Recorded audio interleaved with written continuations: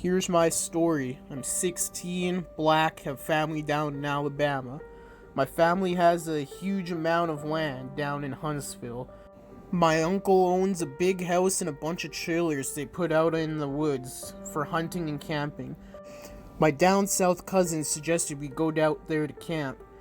Now, I'm a city kid from Chicago, so they tease the fuck out of me. We collected food, killed a wild pig, chickens, and bring the necessities to camp out for a few days. When we got to the camp, it was obvious something was weird. The air had this weird electric smell, like right before a storm, like ozone. We think nothing of it and unpack and go down to the creek for a little swim for a few hours. All of a sudden, an older white guy and a white teenager come out of the bushes. He has a shotgun in the crook of his arm and says hello and asks us what we're doing this far back in the woods. We tell him about my uncle, who he knows, and we say we're out camping. He tells us we need to be real careful out here and stick together, and that there's a big animal in the woods. His son, who is about my age, asks if he can stay and hang out with us. He says sure. I'm gonna stop green texting because the story is fairly long and that format is hard to write in. So we end up playing football, dicking around with me. There's the white kid Tanner, 5 of my cousins, and then 4 of their friends. In total, we have 5 girls and 6 boys. We were all about 15 to 17. We ended up just dicking the day away, so we headed back to the camp and pulled out some stuff for a campfire, even though the trailers both had kitchenettes. Tanner says that his family's property sits up against my uncle's. He wants to run home and ask his dad if he can come out camping with us. My cousin Rooster says he's going to go with him since it's going to get dark soon. One of the girls also wants to tag along. It's about 7 o'clock and it's starting to get pretty dark. They take a flashlight and take the trail towards Tanner's property. The rest of us chill. We make s'mores, drink, kiss on the girls. About 34 minutes later, there was the smell of ozone again. You could smell it over the small fire we had started. This real nasty coppery-like smell right after you had a nosebleed and it stopped or something. It wasn't exactly like dried blood, but it was that nasty metallic back of your throat smell. We immediately think that it's some kind of electrical malfunction or someone left a hot plate or some shit on.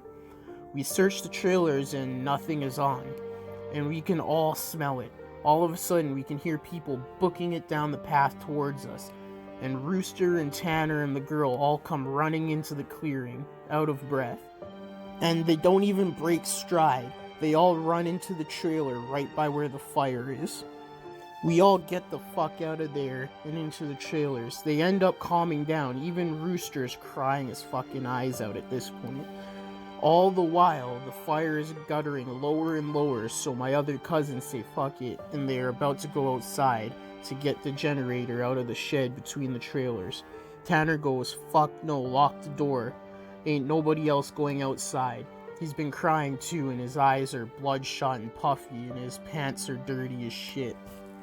He goes on to tell us that they went up to his house. His father said sure, he could go out camping, but to make sure that we're careful on our way back, and that maybe they should take one of the hunting rifles just in case. Eventually Tanner had seen something in their yard a few days before. One of their pigs had come up, ripped up and half-eaten. They assumed it was just some big cat or coyotes, even though they don't usually fuck with live animals. He had gone upstairs and packed his stuff, and told his dad they'd be okay without a rifle because coyotes avoid people, so they started walking back towards where we were camping. So Rooster finally stops crying and shaking. The girls already had, but she was just staring out the window with a dumb look on her face. He says they had gotten halfway into the woods towards the camp when they started to hear shit in the forest. It was almost pitch black by this time, so they weren't sure at first what the fuck it was. The girl says that she heard something in the bushes right off the trail, and they all beamed their flashlights over there, and there was someone standing back in the woods in a little hollow. Rooster shouted at him and told him he was scaring the fuck out of them and what a dick he was. He says that's when he realized that the guy was facing away from them, so they kept walking, and they started smelling that nasty coppery ozone smell. They say that they look off into the forest on the opposite side, and it's a dude standing in the forest backwards, slightly closer to the path. So now they start power walking, and Tanner keeps going, I should have taken the fucking rifle. As they're telling the story, the smell is still super strong, even inside the cabin. They say after they started walking faster, kind of low gibbering had started coming from both sides of the woods. And as they started booking it back to the trailer, the girl said she had flashed her flashlight out into the woods to the side of them and had seen something jerking itself through the woods. The gibbering just got louder and louder. And when they could see the light from the campfire, something had come out of the woods about 40 yards behind them onto the track, and they had just flat out ran as hard as they could to the trailer. So we're out in the fucking woods, and we're assuming at this point it's some rednecks or some shit trying to fuck with us. All of a sudden, my other cousin Junior starts going on about how he went to school with this native kid, and that he was telling him about the goatman or some shit. We promptly tell him to shut the fuck up because we don't need any spooky talk right now. But he just keeps on going on and on about how it's fucking goatman and we're in his woods and blah blah blah. Now at this time I had never heard of the goatman or any of that. But then a couple years ago, the year before I graduated college, I had a Menon for a roommate and I ended up asking him about it. And to sum it up, it's basically a fucking dude with the head of a goat, and he can shapeshift, and he gets among groups of people and terrorizes them. It's also supposed to be kind of like the Wendigo, and it's a bad mojo to even talk about it, and even worse if you see it. Keep in mind, I didn't know this back when I was 16, so my cousin is going, the goatman is going to fucking get us. The girls are all terrified, and my cousins and I are all fucking trying to figure out if it's just some hillbillies or if it's some animal. So all of a sudden, the smell just goes away. Like, to this day, I haven't experienced anything like it. Like, usual smells fade away or lessen. It just literally was there 1 second and then not this other second. So after about an hour, making around 9 or 10, we stopped shitting bricks enough to go back outside and stoke the fire again. We figured it was some asshole trying to fuck with us, so we don't go back home, because we think if we do, they'll chase us through the woods or some crazy shit. Nothing else weird happens that night, and we stay another night. And for the main part of the night, nothing happens. About 1 in the morning, we're outside getting drunk and telling ghost stories. As someone is finishing some too spooky story, I don't remember what about, the smell comes back. It's so fucking strong that one of the girls literally starts puking. I stand up and you can actually feel how clammy the air is. I say we should get inside, and this isn't right. We should have just fucking left. We all go back inside, and we're standing around. My cousin just keeps going on about how it's the goatman. And my cousin Rooster just tries to shut him the fuck up. And all the while, I'm just feeling that something is wrong, and I can't figure out what the fuck it is. We end up sitting in there for a while. The smell is just as strong, and we're terrified, all huddled in this camper. We end up cooking brats for everybody because nobody wants to go outside. It's one of those packs of 4 brats. We have a total of 3 packs. I grilled them up on the stove and everybody has a hot dog. I get mine. After a while, one of my cousins gets up and goes over to the pot and gets another one. He starts grumbling about how I get 2 brats and everyone else only got 1. And I look at him like he's fucking stupid. I tell him that everybody only got 1 because there are 12 brats. If he wanted more, he should have opened up a new pack and cooked some more.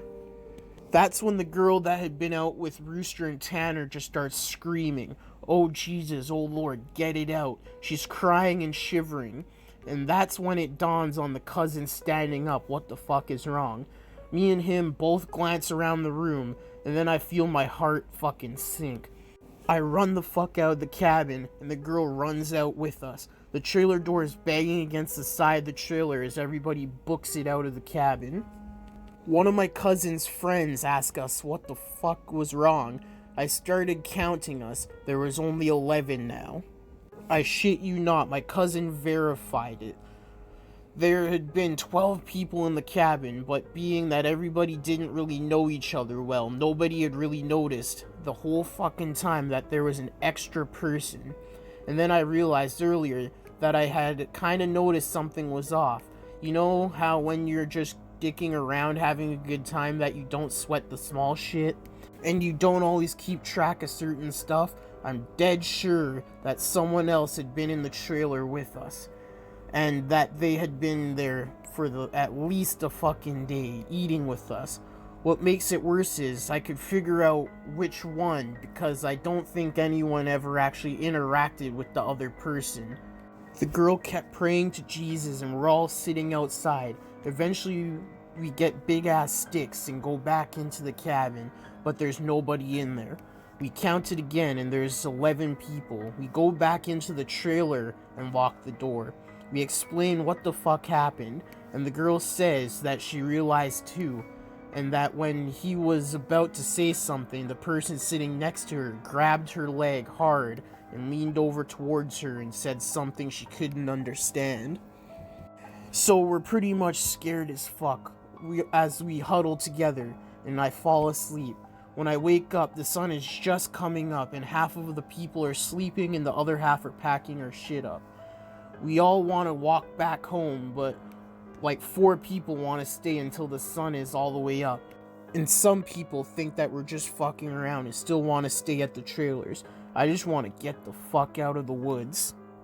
The girl's name was Kiara, the one that the goatman had touched. Anyway, I asked her if she really thinks it was something bad, and she says she just wants to go home, and she doesn't want to be out in the woods for another night.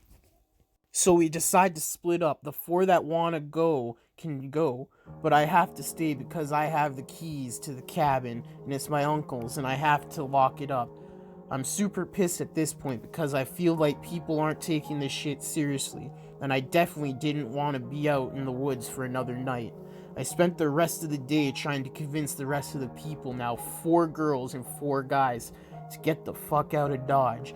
Tanner leaves with them to go get a rifle and says he's going to be back.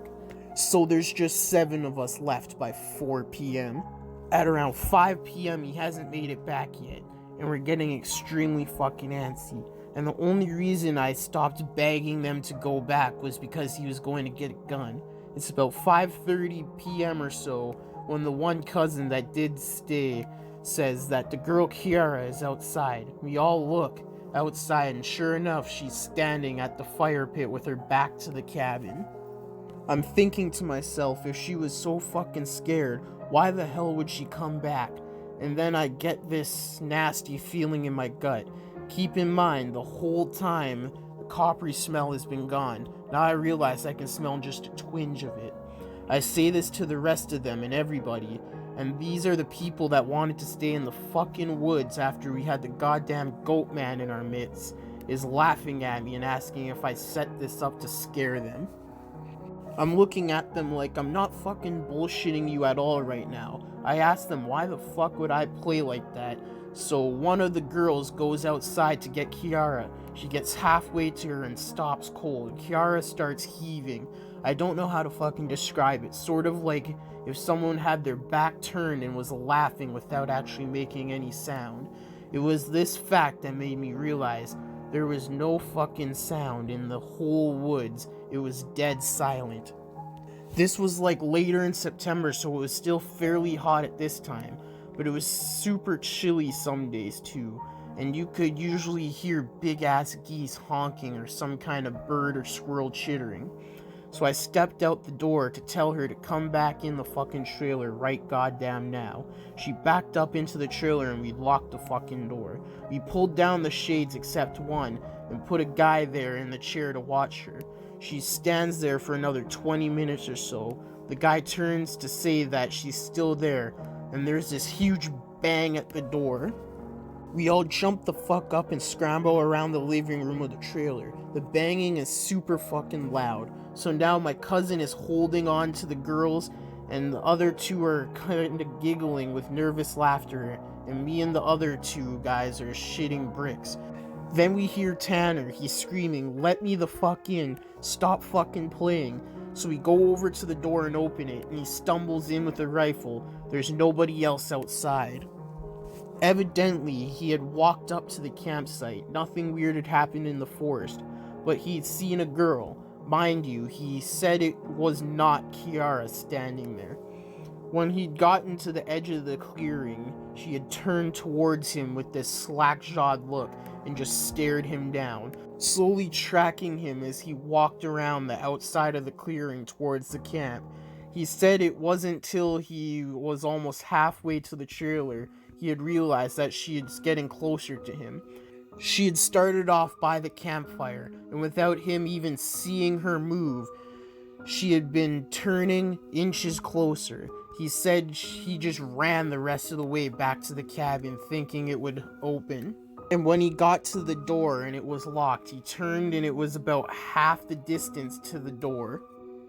He looks around the room and then gets super pale. He pulls me to the side and whispers in my ear, "You know there's only 7 of us in here, right?" And I get the feeling where your stomach drops to your nuts. It had been back inside the trailer while we were sorting out who was going where, and then we all went outside to talk earlier in the day.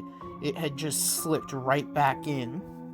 We looked out the window and there was nobody there, so we recount everyone, and then basically I go over and ask everyone how many people were here earlier, and everybody had said 8.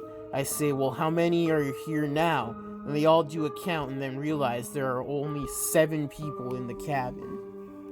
So Tanner had brought back a couple boxes of ammo and his rifle, and he had told his dad that there was some kind of animal in the forest because he didn't think his dad would believe him if he said it was the goatman. He says that his cousin is supposed to be coming down in a few hours, and that in the morning we can all go back to his place and his cousin will drive us home. Now I'm terrified as fuck, but at least feel better because we can be American and shoot the fuck out of whatever it is if it comes back. But then my cousin gets into this huge argument with one of the girls because she thinks that I'm just trying to be funny and prank them, and that she's getting really scared and that I'm not funny. He keeps telling her I'm not that kind of person, and she says, "Well, how do we know the girl wasn't just Tanner in a wig? Or if it really was the goatman, how do we know that this is real? Tanner and the goatman just didn't kill Tanner in the woods and take his gun." So we fucking get into this huge argument about this, where me and Tanner are like, we could be seriously in danger because at the very least someone has been sneaking themselves into our fucking trailers without us knowing and mingling with us, and at the worst something bad is in the forest fucking with us. One of the girls is crying and saying she wants to go right now, and we're trying to tell her we shouldn't because none of us are walking through the woods in the middle of the night. At this point, the sun is starting to go down and it's getting a little cloudy out. We eat something and turn the radio on for a while, but we can't really get a station out there with anything decent. So we turn it off, and that's about the time Tanner's cousin shows up. He was like 19 at the time, I think. At this point, the sun is just barely over the horizon, and he has one of those heavy-duty lantern flashlights and another rifle. He walks up to the trailer, and we whisper to Tanner, asking if he's sure that's his cousin, and he says yes. The guy looks behind him and all around the camp, then walks in. He kind of glances at all of us and looks a little confused. He says, "Where's your little buddy at? I figured she would meet up with me at the cabin. Is she a little slow or something?" He also asked whether we had been cooking blood in the cabin because it smelled like blood in hot pans all the way up the trail. We were all just like, fucking nope. But we asked him what the fuck he was talking about with the girl he saw. He had come down the same trail Tanner had been using, and he had come up on one of you guys' buddies, standing in the middle of the trail looking at him slack-jawed. He had asked her a bunch of questions, but all she did was just look at him. Then she smiled at him, and he said he kept walking.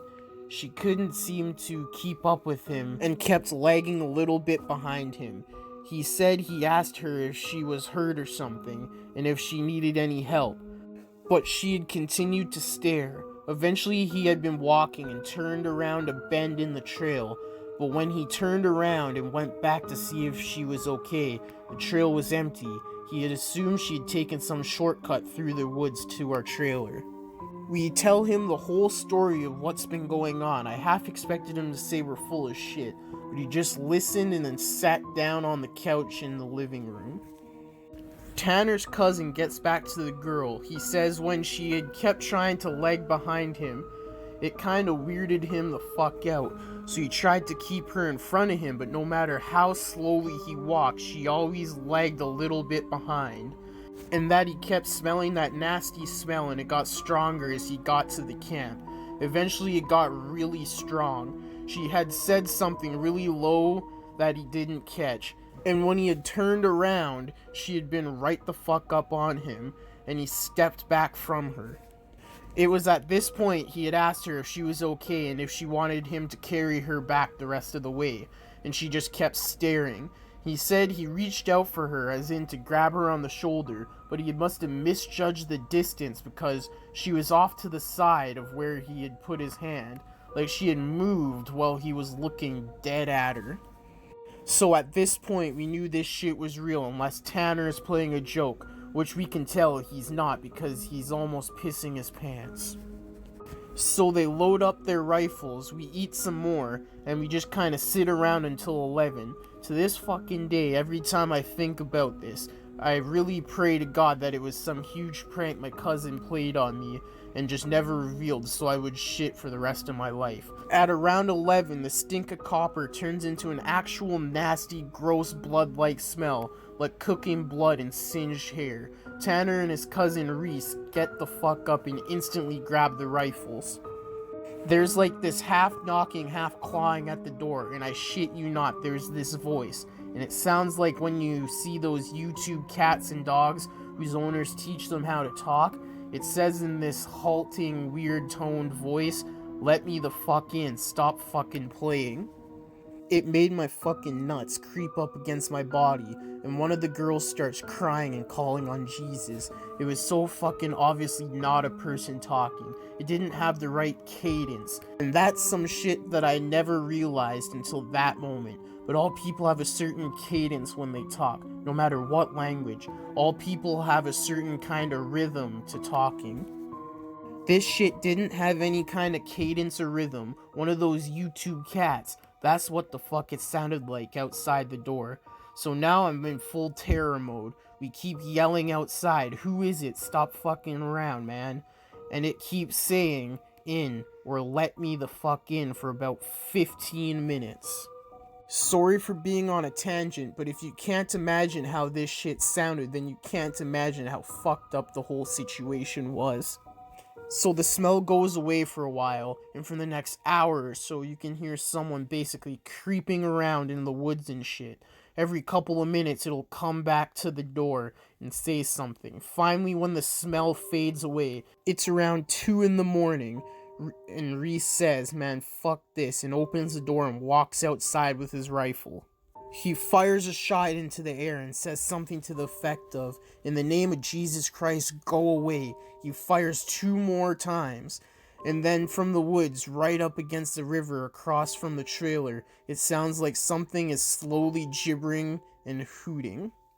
Then it starts screaming, and it sounds almost like a woman and a cat in a bag screaming together. Like, I seriously have never heard anything like this.